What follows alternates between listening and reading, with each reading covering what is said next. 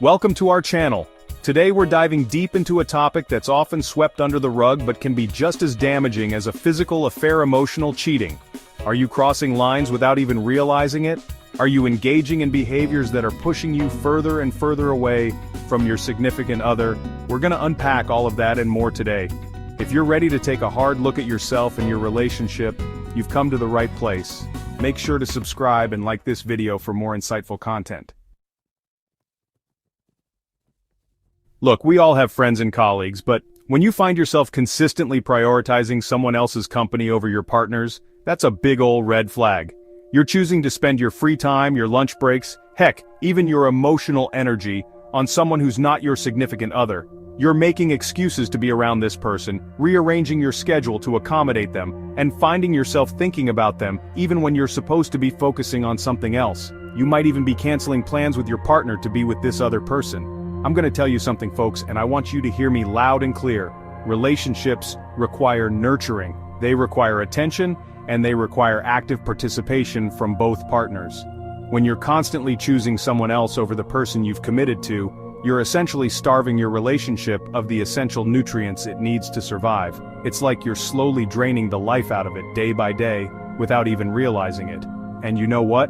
Your partner, they're not stupid. They see what's going on, and it hurts them. It makes them feel unimportant, unloved, and like they're not enough for you. And that's a dangerous road to go down, my friend, because once that seed of doubt is planted, it can be really hard to uproot. So ask yourself this: is spending all this time with someone else worth potentially jeopardizing the relationship you've built with your partner?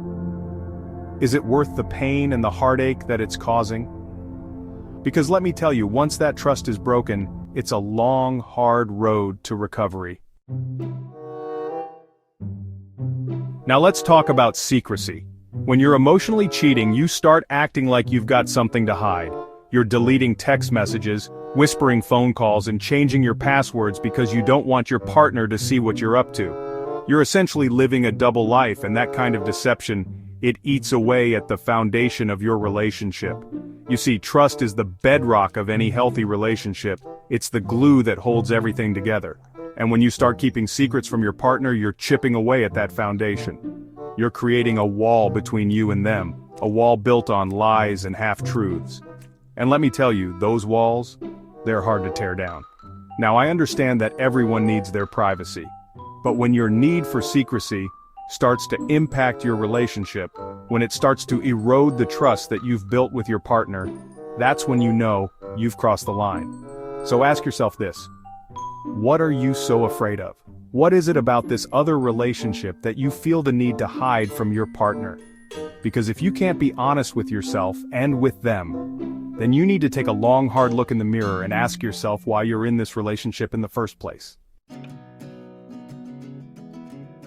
One of the most telling signs of emotional cheating is the growing chasm between you and your partner. You feel disconnected, like you're living in parallel universes, and the intimacy you once shared has evaporated into thin air. Remember those late-night talks, the shared dreams and fears, the inside jokes that only the two of you understood? Well, those have been replaced with awkward silences, forced conversations, and a general sense of unease. You find yourself withdrawing from your partner, both physically and emotionally.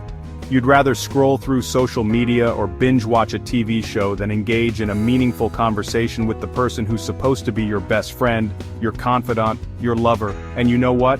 Your partner feels it too. They can sense your distance, and it's breaking their heart. They see the empty space beside you on the couch, and they can't help but wonder if someone else is occupying that space in your heart. This emotional disconnect, it's a slow poison that gradually erodes the foundation of your relationship. It's like you're building a wall between you and your partner, brick by brick, until you're completely isolated from each other. And once that wall is built, it can be incredibly difficult to tear down. Let's be honest, folks, nobody's perfect. We all have our flaws, our quirks, and our shortcomings. But when you're emotionally invested in someone else, you start to see your partner's imperfections through a magnifying glass. Suddenly, everything they do is wrong. Their laugh is too loud, their clothes are all wrong, and their jokes fall flat. You find yourself constantly comparing them to this other person, and guess what? Your partner always comes up short. You might not say it out loud, but your thoughts betray you. You're constantly thinking about how much better this other person would be, how much more they understand you, how much more they make you laugh. And that kind of thinking, it's toxic.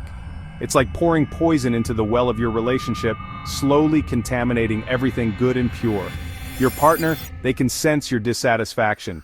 They see the way you look at this other person, the way you light up in their presence, and it crushes them. It makes them feel inadequate, like they're not good enough for you. And that's a dangerous game to play, my friend, because once you start devaluing your partner, it's a slippery slope to resentment, anger, and ultimately, the end of your relationship. Remember the butterflies you used to get when your partner walked into the room? The way your heart would skip a beat when their name popped up on your phone? Well, if those feelings have been replaced by indifference or, even worse, dread, then it's time to take a long, hard look at your relationship. When you're emotionally cheating, you reserve your excitement and enthusiasm for someone else. You eagerly anticipate their texts, you hang on to their every word, and you find yourself going above and beyond to make them happy. You're essentially giving away the emotional energy that rightfully belongs to your partner. You might try to justify it by saying that it's just harmless flirting, that you're just trying to be a good friend, but let me tell you folks, there's a fine line between being friendly and being emotionally invested. And when you're crossing that line, you're betraying the trust that you've built with your partner. It's like you're holding a sparkler in each hand, but only one of them is lit. The other one, the one representing your relationship, is slowly fading away, starved of the attention and affection it needs to thrive. In any healthy relationship, there's a sacred space reserved for intimacy and vulnerability. It's the space where you share your deepest fears, your wildest dreams, and the things that keep you up at night. But when you're emotionally cheating, you start sharing those intimate details with someone else. You find yourself confiding in this other person about your problems, your insecurities, and your frustrations with your partner. You're essentially giving away pieces of yourself, pieces that rightfully belong to your significant other. Now, I understand that everyone needs a confidant, someone they can talk to about anything and everything. But when you're constantly turning to someone else for emotional support, when you're sharing things with them that you haven't even told your partner, that's when you know you've crossed the line. It's like you're building a fortress around your heart. But instead of giving your partner the key, you're handing it over to someone else. You're allowing them to see the parts of you that you've kept hidden from the world, the parts that make you who you are. Physical intimacy is a vital part of any romantic relationship. It's a way to connect with your partner on a deeper level, to express your love and affection, and to feel close and connected. But when you're emotionally cheating, you start to withdraw from your partner physically. You might make excuses about being tired, stressed, or not in the mood, but the truth is, you're just not attracted to them the way you used to be. Your mind and your heart are preoccupied with someone else, and your body is simply following suit. The thought of being intimate with your partner feels like a chore, an obligation, or even worse, a betrayal of the emotional connection you've built with this other person. You might still engage in physical intimacy out of a sense of duty or to avoid conflict, but it's no longer the passionate, soul-stirring experience it once was. This lack of physical intimacy can be incredibly damaging to your relationship. It creates a distance between you and your partner, a chasm that can be difficult to bridge. It can also lead to feelings of resentment, rejection, and inadequacy. Deep down, you know something's not right.